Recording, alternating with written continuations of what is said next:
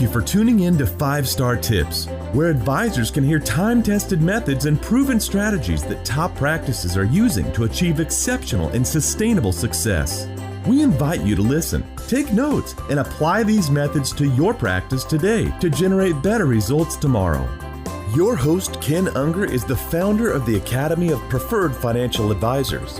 Ken is the industry's leading coach and trainer for mid to high-level financial advisors with almost 40 years of industry experience.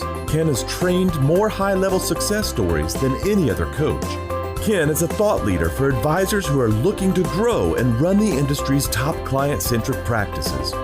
If you are ready to take your practice to the next level, stay tuned.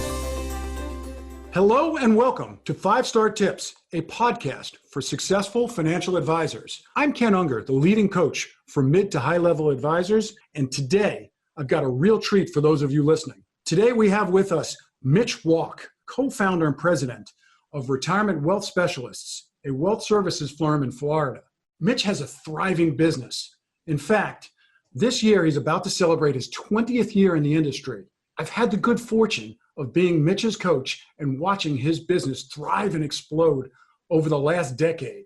Mitch now has over $350 million under management, and he's bringing in a significant number of new assets, over $25 million a year for the last 5 years straight. Mitch has really been doing an impressive job of building a business that is a true wealth management firm offering holistic services to clients and putting clients first. I've had the good fortune of working directly with Mitch, and I'm very familiar with all the things that Mitch is doing. As you'll hear from this podcast, Mitch has set up systems that are scalable. Mitch has a marketing calendar that's very strong, and Mitch is doing some amazing things in growing his business. The interesting thing about Mitch's business is Mitch is the primary and pretty much the only producing advisor in the firm. It's not one of these large conglomerates.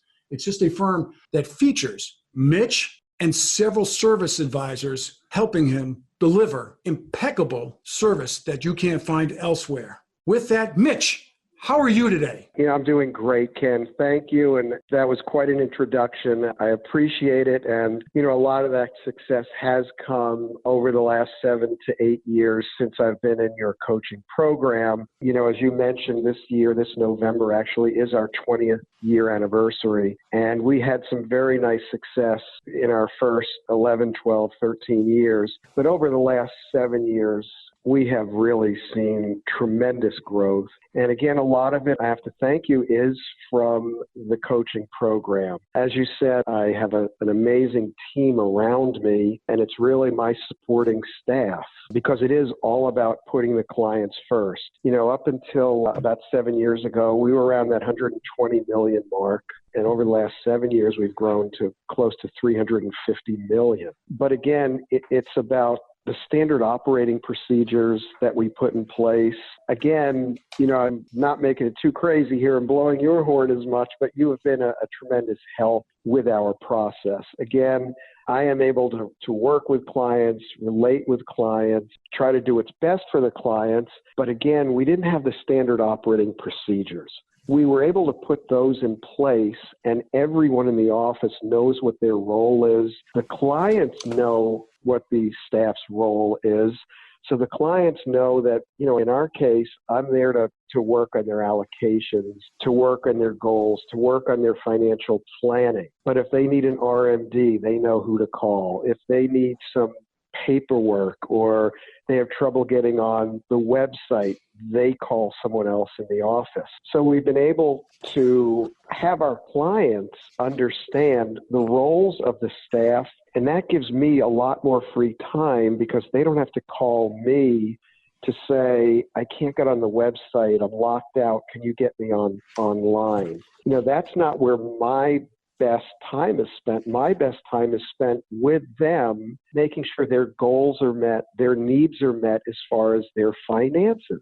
So again, we've been able over the years to fine-tune the program from the employee side to make the client experience that much better. Something we're going to go back to even more. We used to do just a couple of events per year back in the early days. We now do, again, we're in Florida. So again, almost $350 million in assets. Offices, my main office in Orlando, Florida, with a very strong office that I go to over in Sarasota, where my partner was in excellent estate planning guy. Bruce is over in Sarasota, so I head over to Sarasota, once, twice a week when we get into season. And I have a satellite office up in St. Augustine. Now, I travel around to all these offices, but we do a lot of client events. And again, the events that we do, Ken, are education events, but we also do fun events. Clients, that's how you build that trust and camaraderie. A lot of the clients have become friends over the years. Our clients have been around for a long time. And, we do something that you've been doing for years around Christmas time. A lot of our clients are retirees, so we work in that market, that sector. And, they're off during the day. So around Christmas, we do something that you have been doing for years. We rent out a movie theater and have them come to a 1:00 movie. We do an 11:30 lunch, and we take them to the movies at 1:00. Some bring grandkids, and it's a fun event. Then 3 or 4 times a year, I'll do an economic update where I use your slides. I take a look at them. Sometimes I add a few things. Sometimes I take a few things out. But I use your solid base that I get from you for the economic updates, and we do the presentation. And, we have nice lunches for them. We take them to a nice lunch, and we have that economic update. Yeah, Cal. Mitch, I'm going to jump in here because I know, you said some powerful things. I know you have disciplined marketing events. You've got extraordinary systems that you've developed over the last 7 years, and you're a maven when it comes to marketing. But let's jump back a minute, because one of the things that I'm proud of is the fact that you're a holistic advisor who places clients' interest first. So if you could talk to me about, the client experience. Someone comes to see you. Is it about, Mitch, I can match that and you can match that investment? Or, give me some ideas and some thoughts on, what are you doing? It's never performance. First of all, what is their goal? What does the client need? What are they looking for? What is the end game for them? How much longer do they need to live on the money? So it's about planning their goals and what the client needs. I'm not going to sit there and say, yeah, I can match the S&P 500 Vanguard fund. Because again, as I tell people, you can't spend performance when you go to the grocery store. You have your certain amount of money or whatever you have, and you've got to build their lifestyle and their wealth tailored to their needs and where they are currently today, what their life expectancy is, what their life needs are, and you have to build a plan around that. So it's really forget everything else and just go right to what is that client's need? How do we build it based on what they do? So they come in, we look at their tax return. Are they tax efficient? That's number one. I want to stop you there because when you compare value that you offer, I know one of the things that we push real heavy at our coaching and our training are tax strategies and real tax strategies. We're talking about looking at a tax form and being tax efficient, asset location, our drawdowns, things, not just tax strategies, sell a tax advantage investment, but real pure tax strategies. How do talk a little bit about that, Mitch? When you look at a tax form, isn't it one of the first areas you jump to? Well, we're always looking at, the interest. First of all, how much interest are they receiving that's taxable and non-taxable? Do they have taxable accounts and they don't have tax-free munis in there, for example? What are the holdings that they hold to generate that taxable interest at that time? Because a lot of times clients come to us and they don't know why they have all this taxes they have to pay, and no one's ever sat down and talked to them about it. In some cases, they have mutual funds that are very tax inefficient. You've got to look at that. But there are so many different lines that we look at. The interest that they're paying, are they getting the right deductions? Now, of course, we're not CPAs. We can't offer tax advice. But what we do is we take a look at the investments to make sure they have the right investments for their tax bracket. And again, depending on where they are, that's where we go. Hey, Mitch, I know you're real good at that as well as the estate planning side, where you're really taking a look at a client's holistic goals.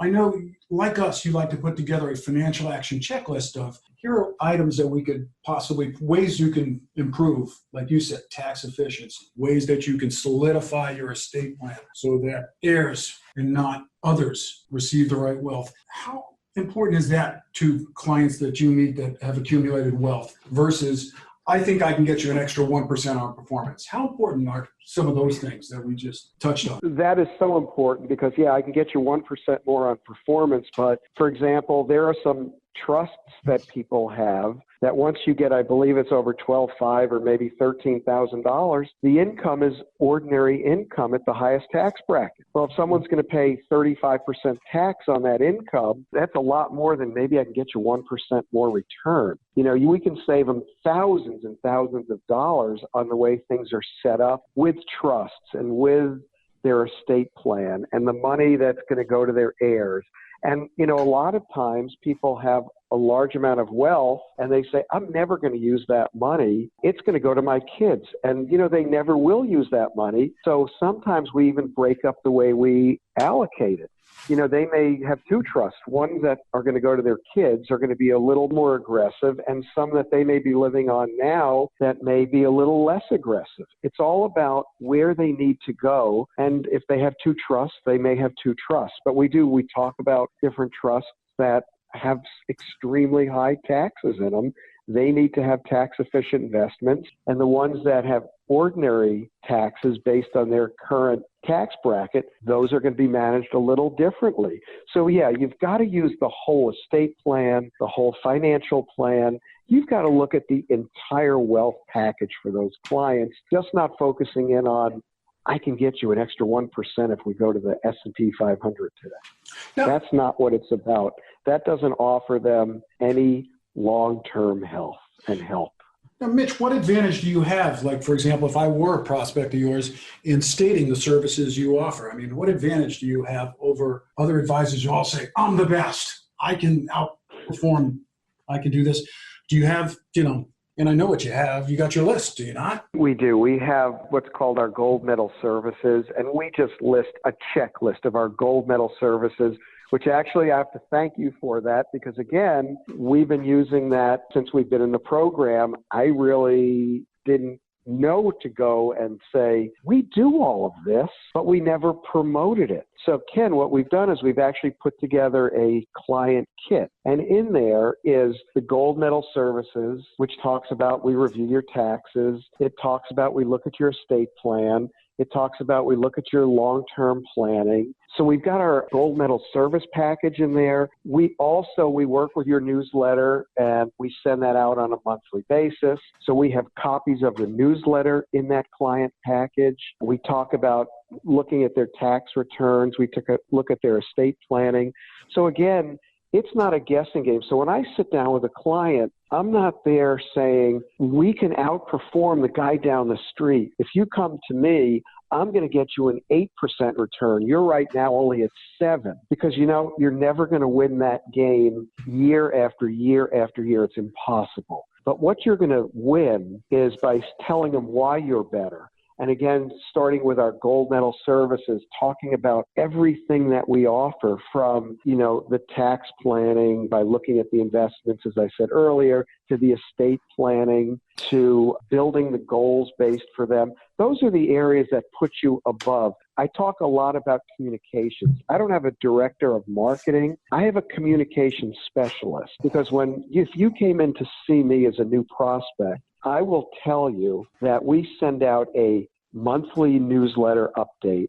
We'll send out maybe once a month an update on what we're doing as a company. If there are any downturns in the market or upturns in the market that may be relevant, we will immediately send out an email within a day of it happening, followed up with a hard copy in the mail to the client. So we spell all that out.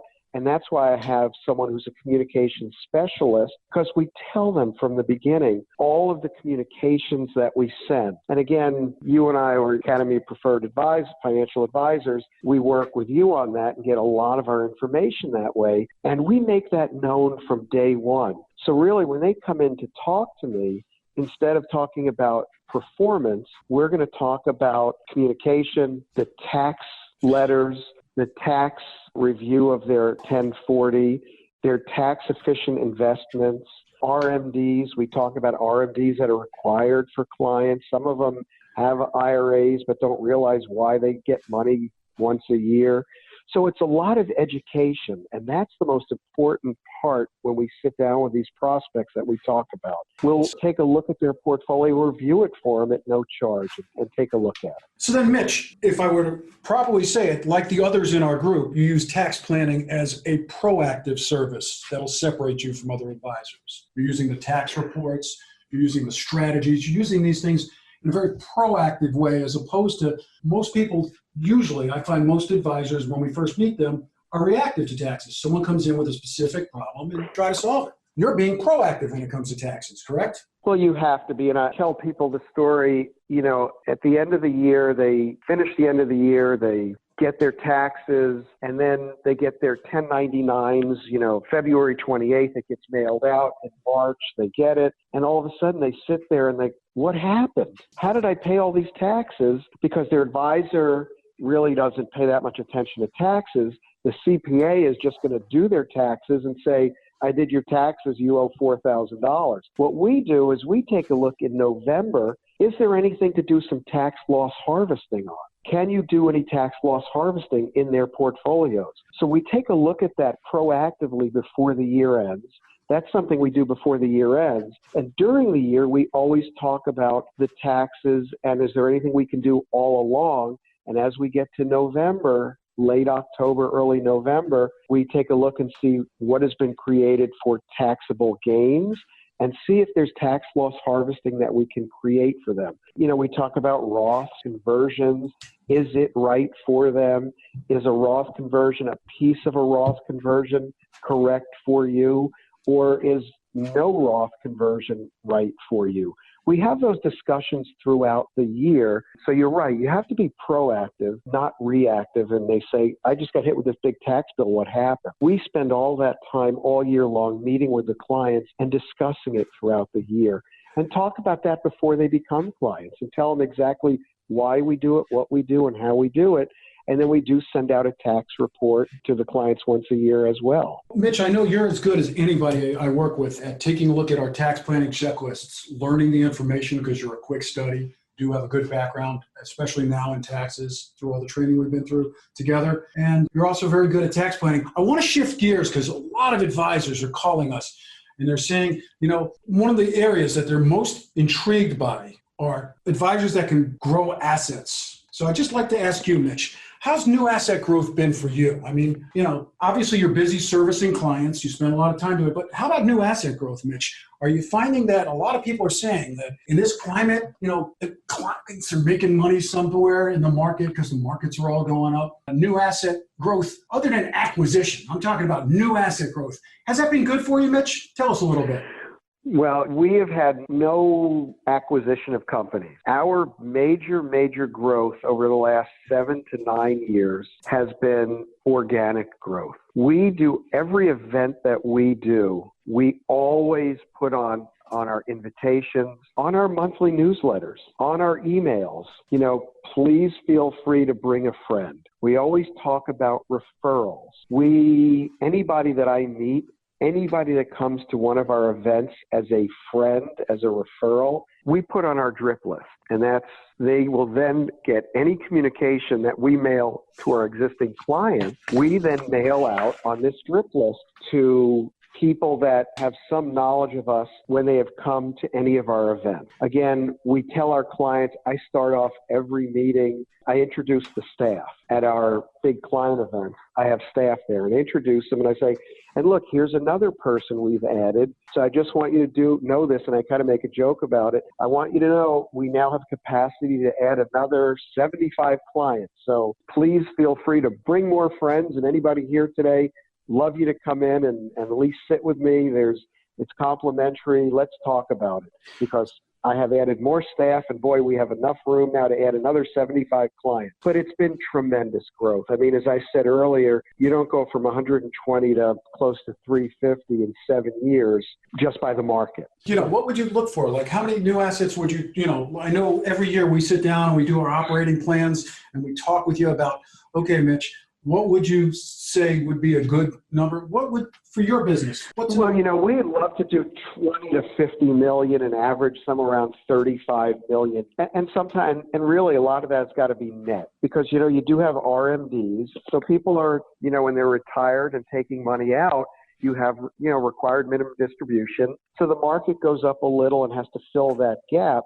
But new money, if you can get 35, 40, $50 million, that is a good goal of ours. And so, Mitch, you're bringing in about $35 million a year. You're servicing clients. Your average client, about $1 million, Mitch? Would you say that's right? 750 to $1 million? Well, now it's actually gone higher. It used to be $1 million, and it's gone higher and higher and higher. It's not $5 million. My point is, you're bringing it to get that. You're going to bring in about 35 clients, you said. Yeah, about 30, 35 clients is a good number. And sometimes we may bring in a little less clients, but they're bigger clients. And we're finding that now. We're starting to get even bigger clients, which is great. But again, it's all referral based because of the mailings. We have them bring a friend to our events. And it's, clients are happy when you meet with them, when you call them.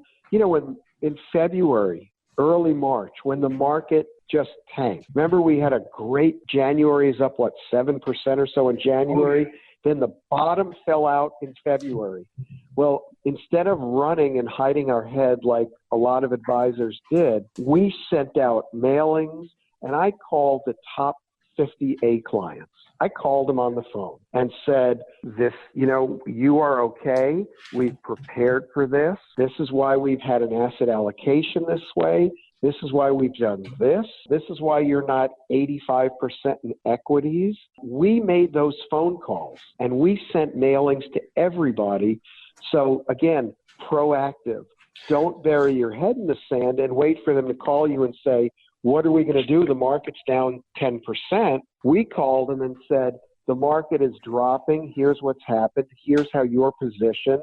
This is why we have been meeting all along, and why we focus on what is your goal? Are we still okay? How have we set this up to meet your goals? That's what we do. Get out in front of it. Don't hide in the sand and disappear. So again, that is what we've done. And when clients bring their friends say, well, my people, they don't do this, and they don't have these events, and they don't have these economic updates. And I saw your newsletter, and they talk about you all the time. That's how you get referrals, and that's how you get new clients. I don't do the advertising in the newspaper and say, come for a free steak dinner, and I invite everybody in town. I don't know who they are. We haven't done that in 15 years. It's all from existing clients. I want to get back to that, because I know one of the things that we work on with the 200 plus people in our coaching program, almost 300 each year, is putting together, like you, a repeatable high-end client review experience so that they can, every single client, obviously deliver customized advice per client, but you want to have a format that's repeatable, high-end, and continually gives that client experience. My question to you is, there's so many people sending out so much information. It reminds me of that Bruce Springsteen song, so many channels, but nothing on TV. My cable has thousands of channels, but sometimes I can't find one thing I like. How important is it for your content? Are you content driven? Because I know we provide you with tax reports, like the volatility letters that this year we put out 2 of them, as you know, 2 warnings. One recently talking about concern, because the volatility that's come back in the market, not like the one that came out in February where we had to explain downturns. How important is it that it's not just throw things against the wall, Mitch? It's more content driven. How important is it that you're not, I got some people tell me, I can't bring in 10 million or 5 million, and I send something out every day. What would you say is the difference? Well, the difference is, as you said, we do, that one very good, important content newsletter once a month. And then I may do, as I said earlier, an email once a month, what's happening in the office, what the staff is doing, what we're doing. So now they've connected with us.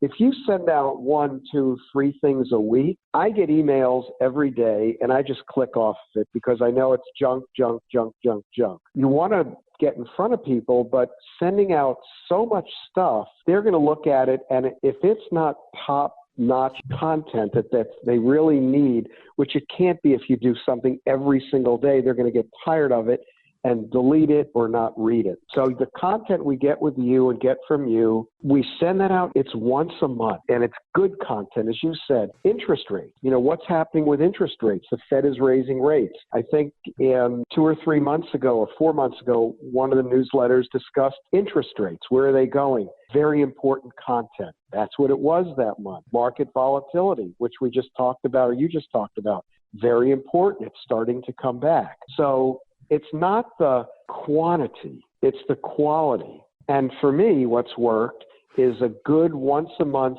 communication piece that we send out, and then another one little piece really talking about what we're doing in the office, the staff, any highlights. But again, a very short piece that they hear from us. If I were sending things out once a week or twice a week, you're going to lose them. So you want to get that good content, like I said, relevant content, which again, I'll give you credit for. I get a lot of that content from you, and it's very relevant and very timely. Like I said, a couple of months ago was interest rates. Now it's market volatility.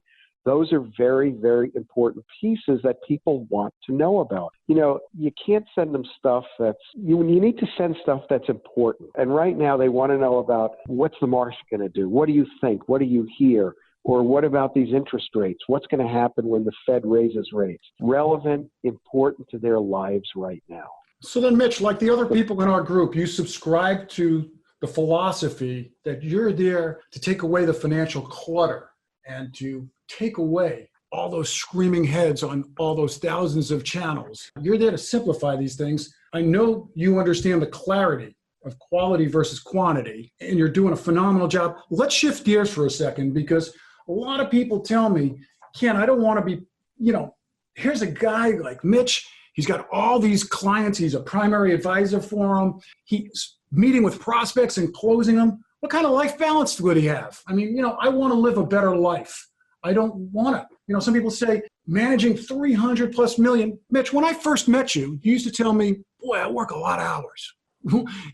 I know you and I know the answer to this question, so it's a baited question. Tell me about, how has a narrower role or putting together all these procedures, standard operating procedures, helped your life? Tell me about your time-life balance. Well, as I started out earlier, because I have been over the years been able to build an amazing staff, they know exactly what their role is, and the clients know what the staff's role is.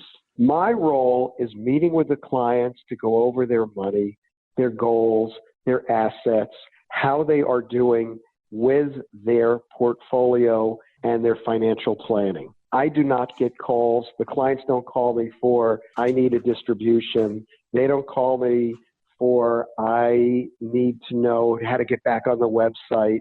That my staff, they have the standard operating procedures down so much that, I hate to say this, when I first joined the program, I think Tom would do his quarterly reviews 2 months, and then he would go on vacation for a month. And I sat there and said, how can Tom ever leave for an entire month? How is that possible? Well, I can tell you this year I've taken 4 amazing family vacations all over the world. And, I was gone, 15 days, 18 days. I just came back from the safari in Africa, and we were in Germany and Poland, and we were in Yellowstone. And again, because my staff has been able to follow these standard operating procedures, the clients trust them, I trust them, and there have never been any issues. That I have a really great family life. I have a lot of time. I have my staff sets up my meetings when I'm supposed to meet with my clients, when the A clients are due, when the B clients are due, when the C clients are due. And, I meet with the A clients sometimes 3 times, sometimes 4 times a year, but mainly 3 times. The B clients, depending where they fall, 2 to 3 times. And the C clients once a year, twice a year, maybe. And the staff knows when I'm going to be in Sarasota to meet with them. And I just say, set it up. They set it up. And I don't have to do anything. They know exactly what I want in my folder, just like a doctor's office. It's got everything that I need. I take their holdings pages. I have their top page, which is an aggregate of all of their assets on one page with their total value, their holdings pages, their quarterly performance, and, how much their money has grown since they've been with me, because I've got that on one of my reports. And it's all assembled by my staff. I don't do any of that. So when I walk into the meeting, it's all lined up, and I know exactly 10 o'clock meeting, 11 o'clock meeting, 1 o'clock meeting, 2 o'clock, 3 o'clock, 4 o'clock. And it's all lined up, and I just take their files. I know you always take and excel at our challenge, which is to work with your team to create scalable systems that are process-driven, not people-driven, because like other professionals, you've had turnover. I mean, I look at the staff you Correct. have now, different professionals, different people, some that have come and were good and left, some that weren't so good and had to be removed. We had to be, yes, they had to leave, right. But you created scalable systems that are process, not people-driven. And I think that's one of the biggest problems. Would you agree? A lot of offices are people-driven, and that person's not in, the office almost shuts down. We have it on we've created that. And we have on our server, whatever you need to know. You go on the server, and if it's how to open up a new account, you click on it, and there are all the steps. We also have teamrws.com. Beautiful. It's our personal internal website for the team, teamrws.com. You get on there, you log in with a password, and every procedure. I'll tell you, we have it so far down that if a client is sick and we're going to send them a get well gift or something and out of the hospital, it says, first of all, we'll do it, say, edible arrangements. So they click on it, client get well. It says, go to www.ediblearrangements. Here's the password. Here's the credit card that we use. And it goes as far as, if the client is Jewish, check to see if they're Jewish, because if it's during Passover, don't send anything with bread. I mean, that's how detailed it is. You could take someone off the street and teach them how to do that. That's how detailed our process is for every single aspect of the business. Mitch, you mentioned earlier that your business is thriving. Would you say, looking back, what was one of the biggest time wasters that you would recommend to others to avoid? If you were to talk to, I know you've talked to groups of we've had over 100 of you get up and talk, and we've had so many successful advisors. What's one of the biggest time wasters you say? Ken, I'd love to help others avoid this. I was involved in everything. So, for example, we're going to do a luncheon at Ruth's Chris. I was picking the menu, or I don't need to pick the menu. Or I would be in the office and I'm making photocopies. I don't need to be making photocopies. Those little details that I offer no value. They can pick the menus. They're great at picking the menus. They know what to do. Or I'm worried about, I'm trying to design the invitations. Well, my staff can design them. They'll run it by me at the end to approve them, but I don't need to sit there and worry with, help design an invitation. So all the office things, all of the events, and actually what I'm doing right now, I'm here with my partner and my communications person here tomorrow, the next 2 days. Again, I mentioned earlier, Florida had a lot of snowbirds.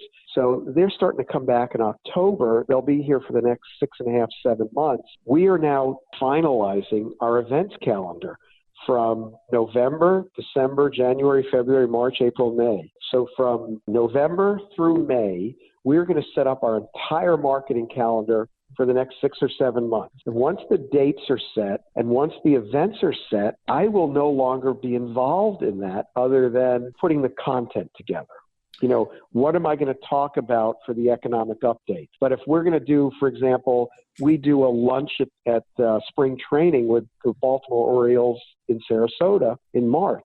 Well, once I get that date on the calendar, I don't have to worry about what the menu is going to be. I don't have to worry about the time. The staff will do that. I will sit down. I'll get this all laid out for the next 6 or 7 months, and then they do it. I don't need to involve myself in all of those details. So that's another time waster, worrying about the little details because I have someone I'm confident in. They can do it. They've proven they can do it. And what am I going to do but waste my time figuring out all the details about inviting people to the baseball game and getting them there? Those are some of the things that I've done over the years that I used to waste my time doing. So you're saying that, one of the things that you focused on from our program, especially where we teach delegation, is really empowering people in your office to training and empowering them to act on your behalf. So you don't have to sit with them and get involved in every step. And I love hearing that. I will tell you this, Mitch, one of the things that we respect about you is we talk about having a powerful system for a 12-month marketing and communications calendar. And like you said, I think so many advisors sit there and worry about, what am I going to communicate 3 months from now, 4 months from now? Whereas you and I sit down and establish a time frame. We'll communicate in these tranches, and then what we communicate, the world dictates. For example, like you said, we had scheduled for February to communicate something first week. I couldn't have told you a year in advance that we're going to communicate that the market's dropping and here's what we're doing, and here's why you shouldn't panic, and here's why a 1,000-point drop in the Dow, may get what we call media magnification, but really wasn't destroying portfolios. Love the fact that you take, if I were to summarize, you're taking a narrower role in your responsibilities, but it's led to a larger practice. You're delegating, you're focusing on quality, not quantity. You give superior and offer superior client services, which is translated into more business. And in the process, I don't think you have to ask people to be raving fans. They are. I mean, you've improved your skill set, you've strengthened your efficiency, you've capitalized on all your visibility. At the end of the day, Mitch, what advice would you give to others to grow a practice like that? I mean, what would you tell people? How would you share with others if they say, hey, Mitch, how do I grow a practice like yours? The most important thing is make sure you put those clients first. Build a standard operating procedure for your staff. Empower the staff. Do not nitpick or micromanage the staff. When you put them in charge of something, let them go. Make sure, again, I emphasize over and over, put the clients first. Have a lot of communication with those clients. Have a lot of meetings with them, or a lot of events with them, and don't get in the way of everything else. And at the end of the day, you will grow your practice. And don't be afraid to, again, you have to make yourself referable. So if you communicate, give them great service, take care of their goals, take care of their estate, take care of their financial plan, they want to be your cheerleader. They want you to take care of their friends. And that's how it all happens at the end of the day. That's how I would wrap it all up for you. Mitch, that's what it takes at the end of the day. And how helpful has it been for you to be part of our community where you're sitting amongst 300 other highly successful advisors? Have you found value in that, sitting there, whether it's at lunch, at dinner, at the sessions, after the sessions? It's the round tables. There's a couple of guys that we talk all the time. We text each other. We bounce ideas off of each other. And we're in there with people like us. And it is just amazing what can be done. And again, I don't have all the answers, but when you get in a round table and you're sitting with 6 or 8 other advisors who are in a growth mode like you, amazing ideas are put on that table. I always come away with thoughts and ideas and make notes about it. Always.